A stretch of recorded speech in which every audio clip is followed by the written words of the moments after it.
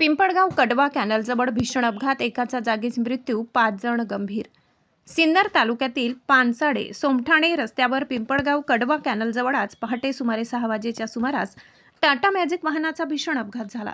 या अपघातात वाहन चालक अलीम आदम 6 वय 30 राहणार मालेगाव याचा जागीच मृत्यू झाल्याची प्राथमिक माहिती आहे.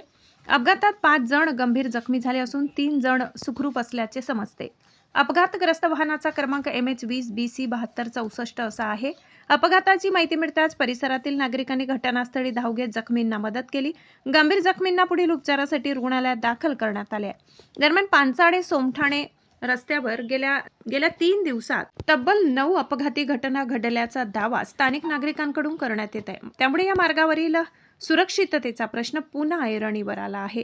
या रस्त्यावर अद्याप आवश्यक ठिकाणी स्पीड ब्रेकर, रिफ्लेक्टर, दिशादर्शक फलक तसेच रात्रीच्या वेळी वाहन चालकांना मार्ग स्पष्ट दिसण्यासाठी आवश्यक सुरक्षा उपाययोजना करण्यात आलेल्या नसल्याची तक्रार नागरिकांनी केली आहे. त्यामुळे भविष्यात आणखी मोठी दुर्घटना घडण्यापूर्वी संबंधित प्रशासनाने तातडीने दखल घेण्याची मागणी होत आहे. महाराष्ट्र माझा न्यूजसाठी प्रतिनिधी अक्षय गायकवाड, सिन्नर.